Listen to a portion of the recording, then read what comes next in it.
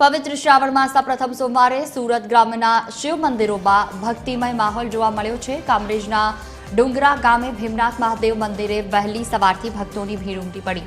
શ્રાવણ દરમિયાન અહીંયા કાવડિયાઓ ઉપરાંત દૂર દૂરથી શ્રદ્ધાળુઓ મહાદેવના દર્શન અને પૂજા માટે આવે છે। મનોકામના પૂર્ણ થવાની અતૂટ શ્રદ્ધા સાથે ભક્તોએ મહાદેવને જળાભિષેક કરી પૂજા અર્ચના કરી હતી। મંદિર પરિસરમાં હર હર મહાદેવના જયઘોષથી ભક્તિમય માહોલ સર્જાયો હતો।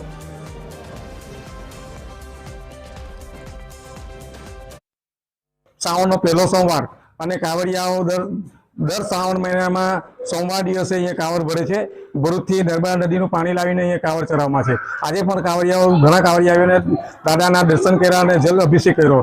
અમારા ગામના પણ દર સોમવારે દર્શન કરવા પૂજા પાઠ કરવા માટે આવે છે। એમની મનોકામના પૂરી થાય છે। વિશેષમાં શ્રાવણ મહિનામાં અમારા ગામમાંથી ઘર દીઠ વ્યક્તિ દીઠ આજુબાજુના ગામડામાંથી પણ બધા દર્શન કરવા માટે આવે છે। આ મંદિર માત્ર પવિત્ર સ્થાન નહીં પરંતુ એક આસ્થા અને વિશ્વાસનું કેન્દ્ર છે। અહીં અમે જ નહીં પરંતુ આજુબાજુના અને દૂર દૂરથી ગામના દરેક વ્યક્તિઓ અહીં દર્શન કરવા આવે છે અને અહીં એ લોકોની બધી જ મનોકામનાઓ ઈચ્છાઓ પૂર્ણ થાય છે। પવિત્ર શ્રાવણ માસની તૈયારી થઈ ગઈ છે અને પહેલો સોમવાર આવી ગયો છે ત્યારે કામરેજના ડુંગરા ગામે આવેલ ભીમનાથ મહાદેવ મંદિરમાં ભક્તોની ભીડ જામી રહી છે। આ એક પૌરાણિક મંદિર છે।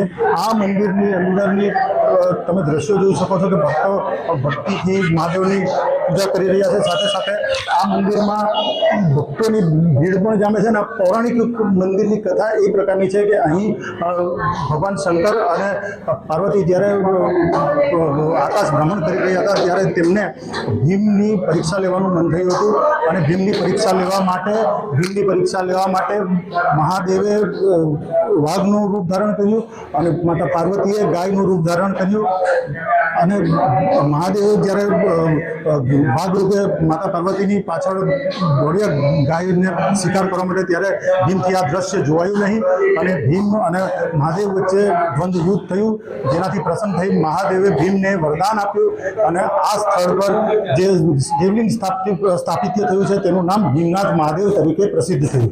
મુકેશ રાજપૂત, TV 13 સુરત।